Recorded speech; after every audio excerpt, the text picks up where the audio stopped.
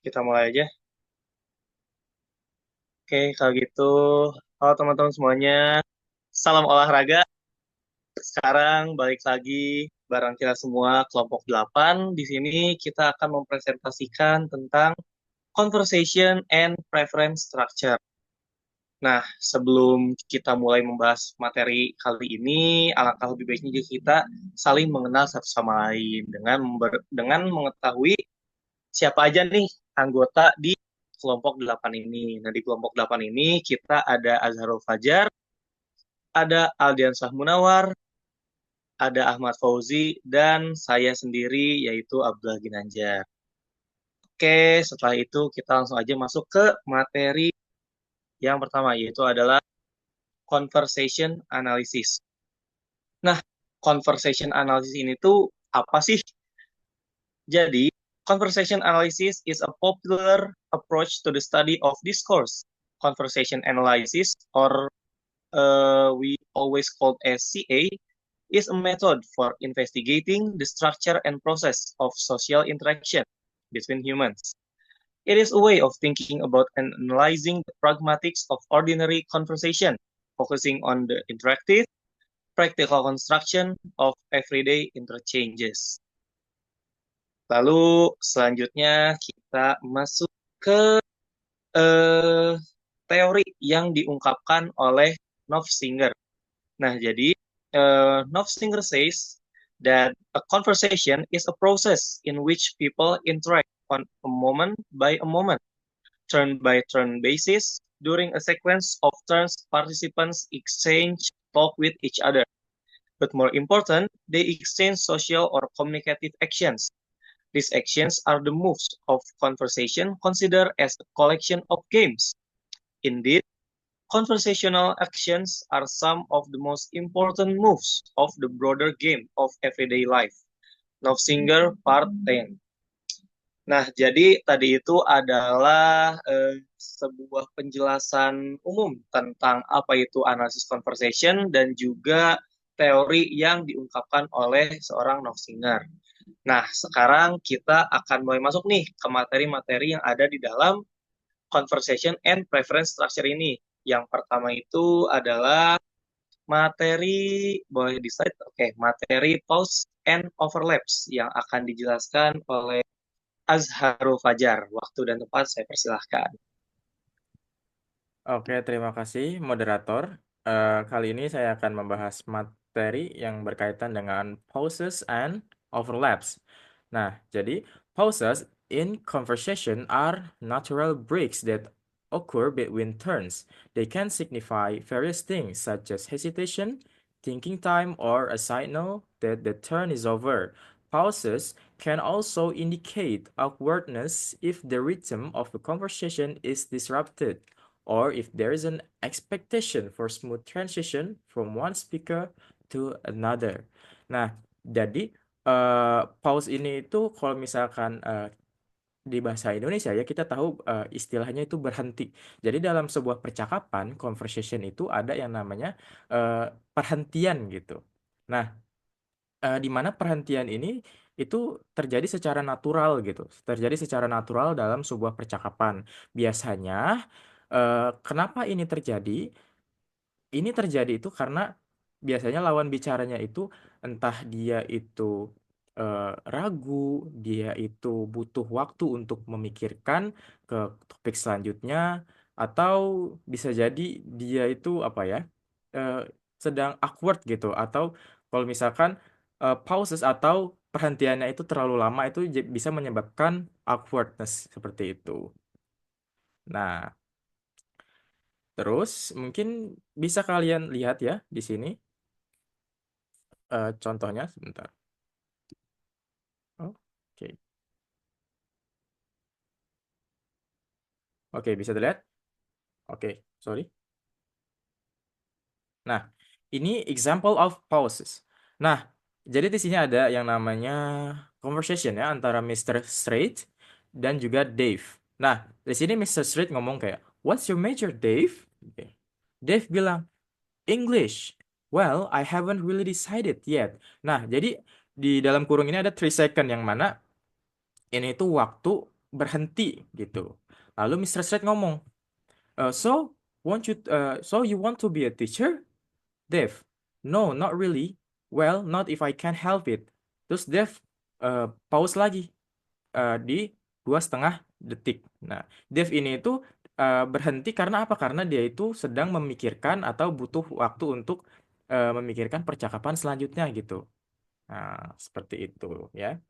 Nah, di sini example one show how pauses. Okay, wait. Pauses are used to indicate hesitation or the need for thinking time, whereas longer pauses may signify deeper reflection or a change conversation direction. Nah, seperti itu. Oke, kita lanjut ya, next slide. Nah, selanjutnya ada yang namanya overlaps. Nah, for the explanation, overlaps occur when two people start speaking at the same time, which is often seen as an interruption or a sign of a competition for control of the conversation. Overlaps are not necessarily negative, as they can also reflect solidarity or close conversation where speakers are more familiar with each other, as shown in the example with friends. Nah, jadi seperti itu ya. Oke. Kita cek lagi contohnya. Jadi overlaps itu di mana dia terjadi di mana percakapan itu biasanya di antara dua teman ya. Ya, biasanya itu lagi topiknya itu lagi ngomongin sesuatu yang menarik gitu. Jadi sehingga percakapan kedua belah pihak ini saut-sautan seperti itu. Oke. Nah, di sini example of overlaps. Oke. Di sini ada Min dan Wendy. Min ya. Did you see him in the video? Wendy, yeah, the part on the beach. Min, oh my God, he was so sexy. Nah, Wendy langsung menyaut si Min, he was just being so cool. Terus Min, and all the waves crashing around him. Yes, that was really wild. Seperti itu. Jadi percakapan di dua orang ini tuh saling saut-sautan seperti itu. Itu namanya overlap. Nah, berdasarkan ilustrasi ini ya, seperti penjelasannya, eh, overlap speech can express closeness between two people. For example, overlapping can show shared excitement or interest in a topic indicating a closer, more relaxed relationship. Nah, jadi seperti itu. Ya, di mana percakapan ini tuh terjadi karena ada dua orang yang saling excited gitu. Seperti Min dan Wendy gitu. Nah, mungkin itu saja penjelasan materi dari pauses dan overlaps. Saya kembalikan ke moderator. Oke, terima kasih pada Azharul Fajar yang sudah menjelaskan tentang poin pauses and overlaps ya, teman-teman. Jadi dari penjelasan Azharul Fajar ini kita jadi tahu nih bahwasannya dalam sebuah percakapan itu ada yang namanya perhentian atau pauses dan juga saling bertabrakan dalam berbicara atau overlaps kayak gitu. Nah, selanjutnya kita akan masuk ke poin back channels yang akan dijelaskan oleh teman kita Aldian Syah Munawar. Waktu dan tempat saya persilahkan. Baik, terima kasih moderator. Di sini saya akan melanjutkan penjelasan dari Azharul Fajar. Jadi sebenarnya back channel ini tuh masih terikat ke dua materi sebelumnya, yaitu overlaps and pauses ya. Karena ini tuh masih masuk ke ranah percakapan kayak tektokan kayak tadi gitu. Nah, so what is back channels? Back channels are feedback given while someone else is talking. It is to show interest, attention, and or the willingness to keep listening. Back channels are typically short utterance such as aha. Nah, jadi back channels ini tuh apa? Kalau seseorang sedang melakukan conversation, sedang berkomunikasi. Nah, jawaban-jawaban singkat dari lawan bicara itu jadi seperti hanya ujaran saja gitu. Kayak misalkan aha, nah, seperti itu. Jadi dia tuh tidak ada balik bertanya atau segala macam, hanya mungkin untuk agree ucapan lawan bicara, tapi menggunakan utterance. Nah, ini tuh back channels itu sendiri. Boleh di next slide?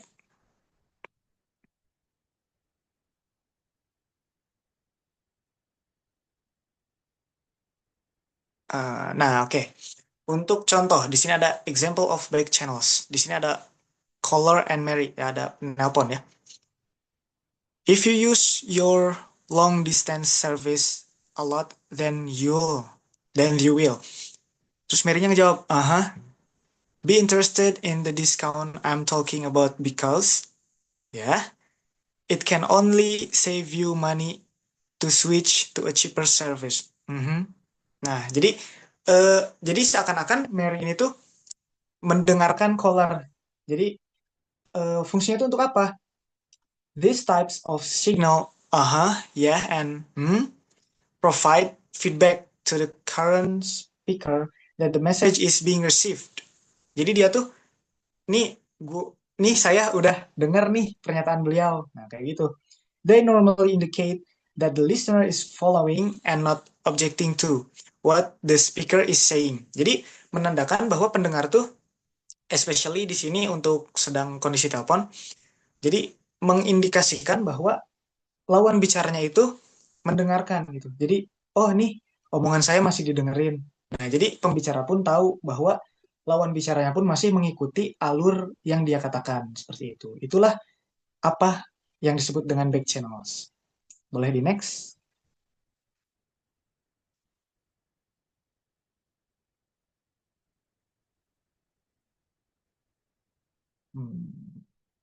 Nah, di sini ada absence of back channels. Apa sih kalau misalkan nggak ada back channel tuh impact-nya apa? Di sini ada during telephone conversation. The absence of back channels may prompt the speaker to ask if the listener is still there. Kayak misalkan kita lagi nelpon, misalkan saya nelpon Abdul. Saya ngomong, tapi Abdul ini nggak ada balasan, nggak ada sepatah kata pun. Pasti kan saya juga ngecek, halo Dul, masih dengerin nggak? Nah, itu akan membuat keraguan dari penelpon, apakah orang yang ditelepon ini masih mendengarkan atau tidak. Kemudian ada during face-to-face interaction.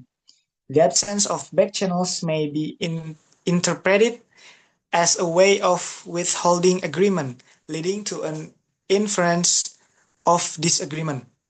Jadi, kalau untuk face-to-face, kayak misalkan kita sedang, contohlah bernegosiasi atau sedang melakukan persetujuan. Nah, ujaran-ujaran ini tuh untuk seperti apa ya? Jadi menguatkan bahwa sedang berpikir lawan bicaranya itu kayak misalkan posisi kayak tadi, tapi bukan caller dan Mary, tapi mereka face to face. Nah, posisi Mary ini tuh seperti sedang menyimak apa yang dikatakan dari yang berbicara itu. Nah, in a conversation, silence is significant and will be interpreted as meaningful. Nah, especially in agreement ya, dalam kesepakatan sesuatu. Jadi silence tuh punya makna yang signifikan, yaitu tuh menandakan bahwa sedang berpikir kedua belah pihak yang sedang melakukan conversation tersebut. Jadi itulah betapa pentingnya back channels ini dalam conversation. Boleh di next?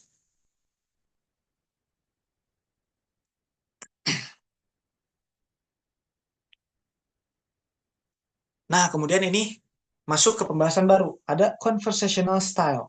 What is conversational style?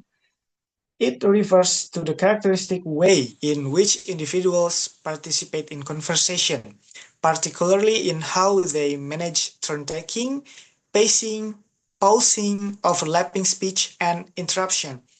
These features are meaningful and can vary significantly even among speakers of the same language or cultural group. Nah, jadi conversational style ini tuh menentukan bagaimana cepatnya tempo dari pembicaraan. Di sini ada disebutkan turn taking, pacing, pausing. Jadi bagaimana kecepatan dari kedua belah pihak itu berkomunikasi. Seperti berapa lama pausingnya, berapa lama mereka eh, apa kecepatan tempo berbicaranya, dan juga apakah ada yang tadi Azhar jelaskan, apakah ada overlapping atau tidak gitu. Nah, jadi apa saja sih conversational style? Boleh di next slide.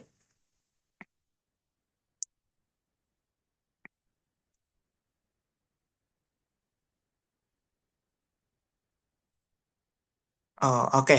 Jadi ada two types of conversational style. The first one is high involvement style, and the second one is high considerateness style. Jadi untuk high involvement style, for example, some individuals expect that participation in a conversation will be very active, that speaking rate will be relatively fast, with almost no pausing between turns, and with some overlap or even completion of others' turn. Jadi high involvement ini tuh tempo komunikasi yang cepat. Di sini ada disebutkan relatively fast. Jadi sudah jelas bahwa di sini pun turn dari kedua belah pihaknya tuh cepat tektokannya gitu. Mungkin bahasa kita ya. Kemudian juga ada ditemukan banyak overlapping kayak tadi yang Azhar jelaskan, ada saling menabrak gitu. Nah, ini tuh biasanya digunakan di conversation sehari-hari yang mana dua orang itu udah akrab. Kan mungkin teman-teman juga sering merasakannya seperti itu. Nah, itu masuk ke tipe yang pertama ini. Kemudian yang kedua, it differs substantially from another style in which speakers use a slower rate, expect longer pauses between turns, do not. Oke, yang kedua ada high considerateness style.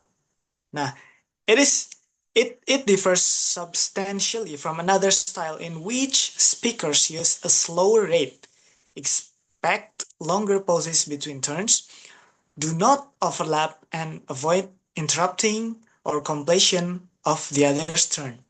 Nah, jadi di style yang kedua ini dia menggunakan slow rate, tempo yang lebih pelan. Nah, apa yang diharapkan? This is accepting longer pauses between turns. Jadi di antara kedua komunikan dan komunikator tuh dia mengharapkan pause yang sedikit agak lebih lama. Juga di sini disebutkan do not overlap. Jadi tidak boleh saling memotong yang tadi dijelaskan oleh Azharul. Nah, ini tuh biasanya di pertemuan-pertemuan resmi dan sebagainya kayak eh mungkin dalam suatu konferensi atau sebagainya. Ya pokoknya di pertemuan-pertemuan resmi atau obrolan yang serius. Jadi biasanya di obrolan-obrolan serius itu lebih ke temponya yang lambat. Jadi fokus ke pembicara, siapa yang berbicara. Nah, pembicara pun mengontrol pause-nya agak ya ada pause-nya gitu, tidak seperti yang sebelumnya yang style pertama. Nah, kemudian bagi yang mendengarkan juga tidak boleh menginterupsi, tidak boleh ada overlap itu. Karena ini lebih intens, bisa kita bilang lebih ya lebih lebih obrolannya itu lebih serius. Jadi yang pertama biasanya digunakan untuk obrolan yang santai, sedangkan yang kedua biasanya digunakan dalam obrolan yang lebih serius. Karena yang pertama faster and the second one is slower. Mungkin sekian penjelasan dari materi saya kembalikan ke moderator. Oke, terima kasih pada Ardiansah Munawar yang sudah menjelaskan poin dari back channel dan juga conversational style. Nah, jadi teman-teman, kita bisa tahu nih bahwasanya dalam sebuah percakapan itu ada yang namanya back channel atau bisa dibilang sebuah respon yang diberikan dari si pendengar untuk menunjukkan bahwasanya dia itu mendengarkan ataupun menyimak apa yang diucapkan oleh si pembicara dan juga ada conversational style, gaya-gaya berbicara atau berkomunikasi. Ada yang dengan gaya atau tempo yang cepat seperti dalam kehidupan sehari-hari, ada juga yang menggunakan tempo yang lebih lambat seperti dalam sebuah kumpulan yang lebih formal seperti itu. Nah, sekarang kita akan lanjut masuk ke materi yang selanjutnya yaitu adjacency pairs yang akan dibacakan ataupun dijelaskan oleh Ahmad Fauzi. Waktu dan tempat saya persilahkan. Oke, terima kasih ya Bro atas waktunya. Baik, untuk materi selanjutnya itu adjacency pairs. Nah, jadi adjacency pairs are pairs of utterances that occur in sequence between two different speakers in a conversation where the first part creates an expectation for the second part. Nah, adjacency pairs adalah pasangan tuturan yang terjadi secara beruntutan oleh dua pembicara berbeda dalam suatu percakapan. Nah, di mana bagian pertama menciptakan ekspektasi akan bagian kedua. Buat contoh klasiknya seperti hello, terus dijawab hi. Nah, seperti itu. Nah, terus pasangan ini tuh bersifat jika bagian pertama muncul dan bagian kedua tidak segera menyusul, ketidakhadiran itu dianggap signifikan atau bahkan bermakna. Misalnya sebagai tanda penolakan atau ketidaktarikan. Boleh di next slide. Nah, structure of adjacency pairs. Maaf. Nah, ada first part dan ada juga second part.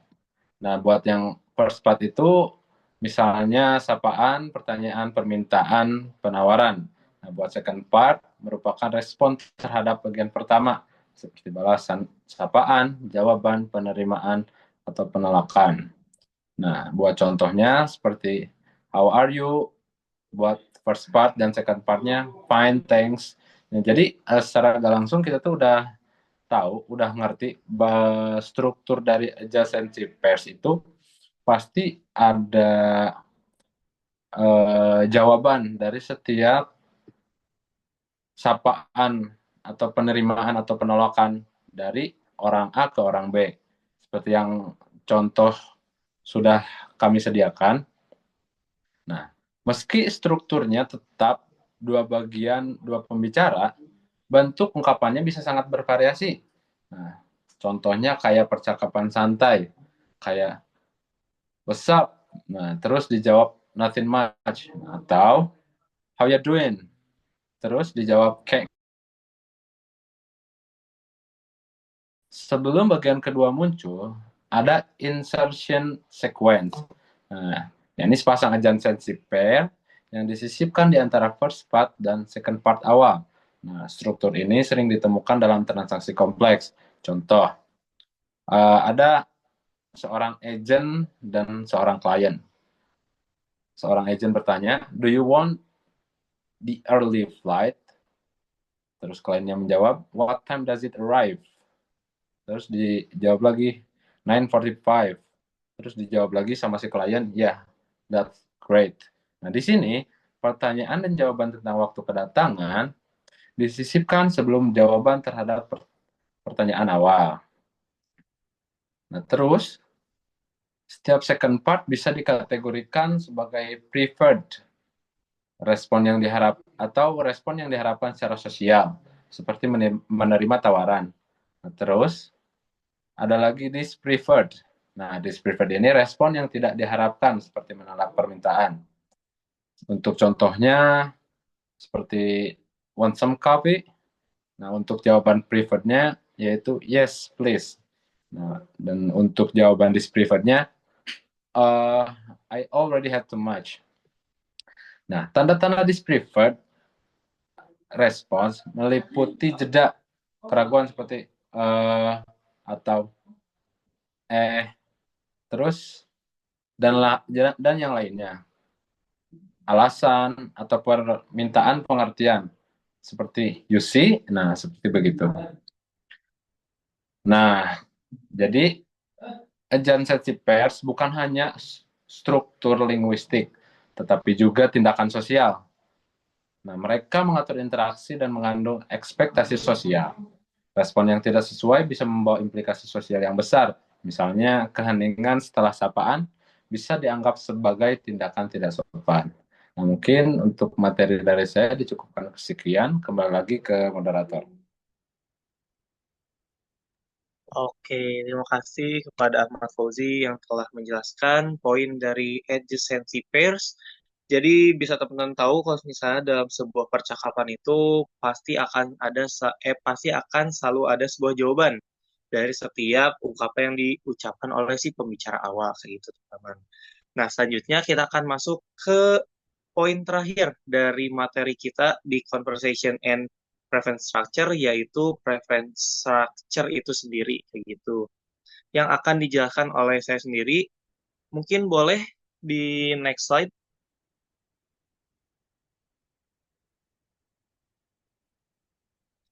Nah, oke. Jadi di sini kita akan membahas tentang preference structure. Nah, apa sih preference structure? Preference structure refers to how conversation structures are formed based on the expected or chosen response by the participants in a given social situation. Nah, jadi preference structure itu tuh merujuk pada cara seseorang untuk menyusun sebuah percakapan dengan memilih pilihan-pilihan yang diharapkan ataupun yang sekiranya akan mendapatkan respon ataupun timbal balik yang baik dari si pendengar dari pembicara awal kayak gitu. Nah, preference structure sendiri itu mengacu kepada kecenderungan dalam sebuah percakapan untuk memfasilitasi atau lebih memilih respon tertentu. Dalam sebuah percakapan itu ada beberapa jenis respon yang lebih disukai dan juga yang lebih prefer buat dipilih dibandingkan dengan respon lainnya. Ini tuh biasanya seringkali berhubungan dengan norma sosial dan juga harapan dari respon yang akan diberikan di saat sebuah percakapan itu berlangsung. Nah, mungkin dalam preference structure ini tuh ada dua tipe, yaitu prefer dan juga disprefer. Nah, mungkin boleh dilanjut ke slide selanjutnya.